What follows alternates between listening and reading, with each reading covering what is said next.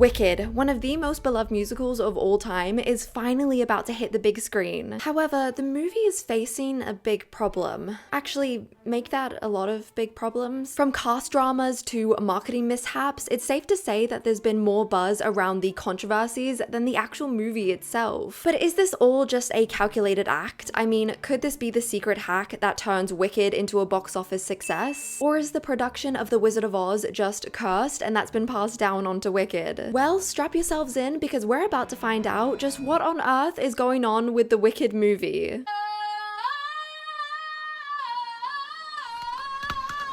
For those who don't know, Wicked is essentially just a fan fiction of The Wizard of Oz. It tells the story behind the Wicked Witch of the West and just how she became to be so wicked. We follow the Wicked Witch, otherwise known as Elphaba, as she goes to university and meets her roommate, Glinda the Good Witch. They become friends but also enemies at the same time, and I don't want to spoil any more of it because the story is actually genuinely so good, so I suggest that you guys all go and watch it. I know I already have my tickets. What a lot of people don't know is that Wicked originally started as a novel in 1995 but was turned into a musical in the year 2003, and that musical to this day is still one of the most successful musicals of all time. A few years later, the news broke out that they were going to be starting a film adaptation of the musical. Fans of the musical were so excited and they eagerly awaited the movie for years. And when I say years, I mean years, because that announcement was made in 2012. Finally, after years of waiting, they announced the cast, which had Elphaba being played by Cynthia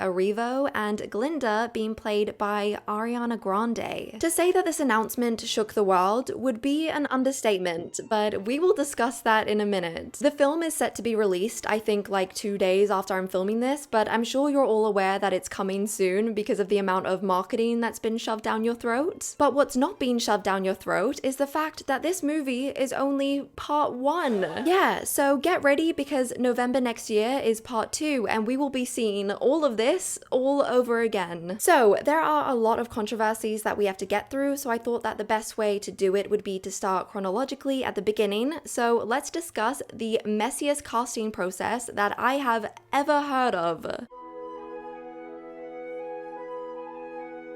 So you can imagine since 2012, there has been so much anticipation about who is going to play the 2 leading roles, specifically Glinda. As auditions were beginning to start, there was a lot of speculation that actress Dove Cameron was the frontrunner for the role, and over the years, Dove has made it very known that Glinda is her absolute dream role. Fans were actually really on board with this idea, and they were campaigning for her to be cast. Amanda Seyfried also auditioned for Glinda and was highly committed to the process. Despite filming The Dropout, Amanda managed to find the time to audition and even posted herself singing some of the songs in hopes that people would start campaigning for her. Another person we know who auditioned is Renee Rapp, who is known for playing Regina George in Mean Girls on Broadway and also has a very successful music career. Eventually, as we know, the role went to Ariana Grande, and it's safe to say that people were skeptical to say the least. However, Ariana's name was actually brought up throughout the years because she was well known to be a huge Wicked fan. She would constantly talk about the show and sing all the songs, talking about how it is such a dream role for her. But the funny part is,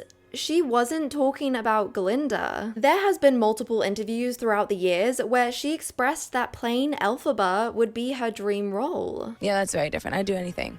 Elphaba. I don't want to talk about it because I'm gonna cry, and I would do anything to play Elfie. Around the time of these clips, her voice was extremely low and deep, and for the role of Glinda, it basically needs to be the exact opposite. One of my dream roles is to play Elphaba. Now, why have you not done that? I would think that they would be clamoring. You just don't have the time, obviously. I don't know. I would do it tomorrow. I'd cancel my whole To do Elphaba and Wicked. Yeah. That's my dream. It's funny because I don't actually remember her voice ever being that deep, and it's so crazy to see clips of her then compared to now and just how drastic of a change there has been. She also performed at Wicked's 15th anniversary concert where she sang the song The Wizard and I all dressed in green, which if you didn't know, The Wizard and I is an Elphaba song. The role of Elphaba has way more powerhouse type songs and ballads, which is way more fitting for Ariana because she is a powerhouse of a singer. So before there were any casting announcements, Wicked fans were really campaigning for Dove Cameron to be Glinda, and even the original Glinda on Broadway, Kristen Chenoweth, joined in on the campaign. I feel like who would be great as Glinda, on film would be Dove Cameron. I have done 2 movies with her. And she just... Yeah. I've played her mother twice, so I would see that as like passing the baton, crown, so to speak. And I think Ariana Grande would make the perfect Elphaba. That person's got to, both of them have got to be great actors and great singers. So the cast gets announced, and immediately there are some strong emotional reactions, especially from the Broadway community and fandom. Taylor Loudman, who is known for originating the role of Regina George on Broadway, posted on her Instagram story a screenshot of the cast announcement and captioned it, "Why did I even audition or think I had a chance?" She followed the post with a teary selfie saying, "This business, you can't care too much about any role you're auditioning for, or you could get hurt and won't come back. But you have to care enough to give it your all, and I cared too much this time." I think this reaction is a little extreme. I can completely understand how frustrating it must be to put so much time and effort into something, but ultimately, that's just how the industry works. At the end of the day, it is a business, and they want to make the most money as possible, and an easy way to do that is to cast big names in their projects. Especially after the disaster of the last musical-to-screen adaptation, which was Dear Evan Hansen. Yeah, that didn't go down so well. On social media, some musical theater fans were worried about Ariana playing the role of Glinda because, yes, she's a good singer, but it's about singing in the style and character of Glinda. In Ariana's defense, I feel like a lot of people forget the fact that Ariana started on Broadway. She performed in the show 13 when she was around 13 years of age, and then years later she played the role of Penny in Hairspray Live. And obviously her years of acting on Nickelodeon in shows like Victorious and Sam and Cat. People were jumping on her before she even had a chance to prove herself, and on a podcast she explained her thought process when she first found out about the Wicked auditions. And I remember I was on the Sweetener tour, and I said to my team, I said, if this is happening now, we have to figure it out. We got to pull the plug on this tour.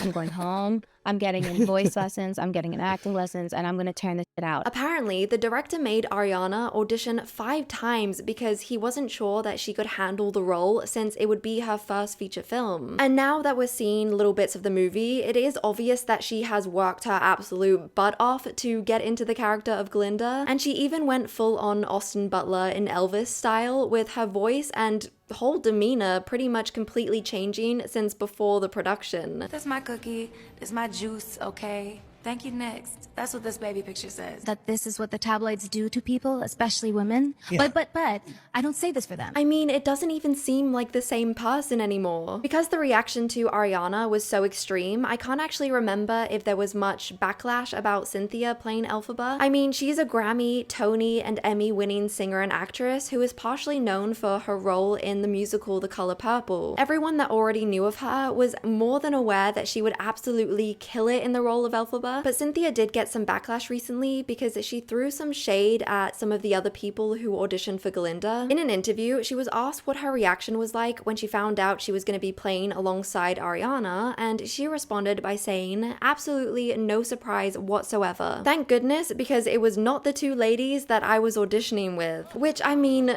girl, come on. You don't have to drag others down to lift someone up, especially when they're already down and posting themselves crying on their stories. The only other casting backlash was about James Corden. Now at the time, James wasn't even announced as a member of the cast, but there was speculation that he might be in the film just due to the fact that he seems to always be in musical movies. There was a petition that went viral that was asking for James to be kept away from the movie, and that petition had over 72,000 signatures. Now with all the casting out of the way, in 2022, the film finally begins to start production. Usually when a movie is in the works, you don't really hear anything about it until years later when it's about to be released. But that wasn't the case for Wicked, and the reason it was being talked about wasn't even because of the movie itself. It was because of the drama that was going on behind the scenes surrounding a little man called SpongeBob SquarePants. This story is absolutely crazy, so it's important that I give you some background information and context. At the time when Wicked started filming in 2022, Ariana had been in a year-long marriage with a man named Dalton Gomez. The two met in the year 2020 and got married in the year 2021, just 5 months after announcing their engagement. This was a really fresh relationship and marriage, and although the two were very private, they looked extremely happy together. That was until she met this hunk of a man. Ethan Slater. Ethan had been cast in the role of Bok, and if you don't know the character, Bok goes to the same university as Glinda and is absolutely head over heels obsessed with her. Unfortunately, Glinda has so little regard for him that she can't even remember his name. Ethan found love in the year 2012 with a woman named Lily J. From that point, the two were inseparable, eventually tying the knot in the year 2020, and 2 years later in the year 2022, they welcomed their first baby boy. 3 months after the baby, in November 2022, Ethan takes to Instagram to write a sweet anniversary post for his wife, saying, "My best friend, 4 years married, 10 years together, and this is easily the best and most bizarre year yet." And just a month after this, in December 2022, is when Wicked starts filming, and because the movie is shooting in London, that would mean that the two couples would have to endure long distance for a little bit. But that didn't last very long, because in January of 2023, Ariana and Dalton ended their marriage, although this wasn't public knowledge until a few months later. Somewhere in these months, Ethan and Lily separate, but it is never said when this actually happened. 2 months later, in July, Ariana shows up at Wimbledon and fans noticed that she wasn't wearing her wedding ring. Apparently, there are some sources that say that during this time, Dalton was really trying to work things out with Ariana, and that despite the rocky patches they've been through, he isn't ready to give up their marriage. Just a few days after their public split, there were rumors that Ethan and Ariana were now dating. On the 21st of July, Ethan goes private on Instagram due to fans trying to dig up all this old stuff about Ethan and his wife to figure out what the hell is going on between him and Ariana. So it was all just extremely messy and honestly really sad. And then something unexpected happened that I feel like everyone just brushed over way too quickly. On the 27th of July, Ethan's ex-wife, Lily, gives a statement to Page 6, saying, "Ariana's the story really, not a girl's girl. My family was just collateral damage." What? Over on Daily Mail, an insider claims that Lily hung out with Ethan and Ariana many times. They had dinners together in London, and Ariana told Lily that she wanted to have a baby one day and that she couldn't wait to start a family. What a wild thing to say to someone literally months before you go and take her man. No one knows the exact timelines, but I'm gonna be honest, this isn't Ariana's first rodeo. Naya Rivera claims that she caught Ariana at Big Sean's house whilst they were still engaged. Pete Davidson's ex says that he dumped her by text, and then a day later she found out that him and Ariana were dating. Jai Brooks claims that Ariana cheated on him, and then even Dalton's ex claims that Ariana home-wrecked their relationship. So, you know, I'm not saying she's a homewrecker, but being accused this many times makes it hard to believe that there was no foul play when it came to her and Ethan. Over the next few months, they were spotted in public holding hands and being romantic, and then sources say that by October, they were in a full-on relationship and even living together. In March of 2024, Ariana rubs salt into the wound by releasing a song called "The Boy Is Mine." No, this is not a joke. Some of the lyrics include, "Please know this ain't what I planned for. Something about him is made for somebody like me." I actually can't imagine what it would be like to be Lily in that situation when the woman that just stole your man releases a song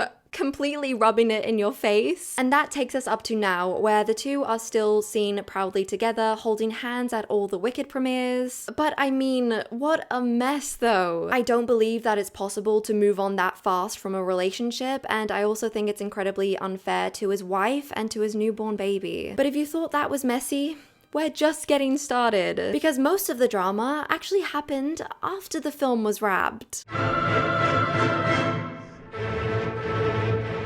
When you're recreating a piece of well-loved media, there always is that pressure of making it your own, but also keeping it as close to the original as possible. And that stands for many different areas of the production, not just the movie itself. A big question that fans were asking was, what were the movie posters gonna look like? Because the musical's poster is so iconic, and I think it fits so well with the story. It's just so mysterious, with Glinda telling a secret and Elphaba smirking. What is Glinda saying? Is it funny? Are they plotting together? It's just such a perfect poster. Finally, after long last, Wicked drops its movie poster, and well, it's kind of similar. There were very mixed reactions to it because it just looks like something's a little bit off. Glinda's hand is much lower and it looks like she's more resting on Elphaba's shoulder rather than telling her a secret. And then the big thing is that in the musical poster, Elphaba's hat is covering half her face, but in the movie poster, Elphaba's full face is on show. I think what happened is that the musical poster is animated because there are many different people that play in the roles throughout the years. It makes sense to have it animated so they don't have to change the poster every few months. But for the movie, I think they're selling the actors as much as they're selling the movie itself. So by moving Ariana's hand down, you can recognize her more because you can see more of her face. Same with Cynthia. But I feel like if you're gonna recreate something, you should either try and do it as different as possible or as close to the original as possible. One fan in particular tried to edit the new poster to make it look like the original poster and posted it on social media, and honestly,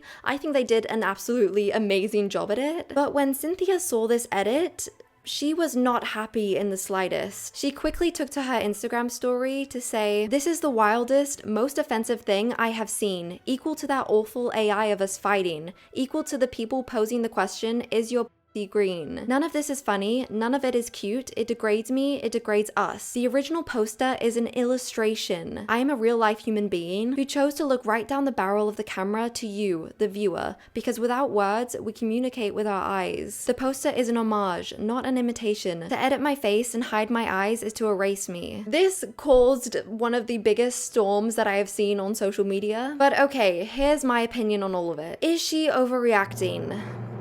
Yes, absolutely. I don't think that the fan meant any harm whatsoever. I would understand it more if it was the actual poster that she was mad at, but this is a fan-made edit. But on the other side of things, I can see how this could have been a straw that broke the camel's back type of situation. For one, you get cast as the leading lady in this film, however, your supporting actress is an unbelievably famous pop star, and there has been a lot of hate from people saying that they're only going to see the movie because of Ariana. When you've put so much time and effort into the character, and then to feel like you will be outshined no matter what just because your co-star is famous, that can be scary. Also, something that a lot of people don't know is that Cynthia played the Blue Fairy in the 2022 movie Pinocchio. The social media backlash was intense because people weren't happy that she, as a black woman, was playing a character that was originally white, which must be so intense and horrible to feel like you're not wanted in a role just because of your skin color. So it's a similar situation here where as soon as she was cast, there was immediate backlash, which was mainly about her age. So of course, because she's already gone through that hate, she's gonna have her guard up. She saw the poster as another attempt to erase her, like she said, but this time she doesn't want to be vulnerable and just sit back. She wants to show people that she is not one to be messed with. I also just think that it was really dangerous because it could lead to that fan getting harassed and bullied. A couple of days after that drama started, the fan who posted the edit reposted it and said that they meant no harm by it. Specifically, they said, "Also, I will say that Cynthia is valid in having her feelings on the matter, and I'm also valid in wanting to keep my version of the poster up, as I truly meant no harm with it and just made it as a way to show love for the original." I think this response is absolutely amazing, and I really admire the fan for not backing down on their opinion just because a celebrity didn't like it. So I highly doubt that that was actually the most offensive thing that she's ever seen. But do you want to know the most offensive thing that I've ever seen? It's the Wicked doll scandal. Mattel, the huge company that was a staple throughout our childhoods, from Hot Wheels to Barbie dolls, I can guarantee that we all owned a Mattel product in our lives. About a month ago, Mattel released a line of Wicked dolls in collaboration with the movie, and immediately these were extremely popular, with everyone wanting to get their hands on them. That was until one consumer decided that they wanted to search up the Wicked website that was printed on the back of the box. Probably to, you know, see when the movie was out or to see if they were selling any other products. So imagine the shock when they go to type in the website, and instead of directing them to a fun musical movie themed website,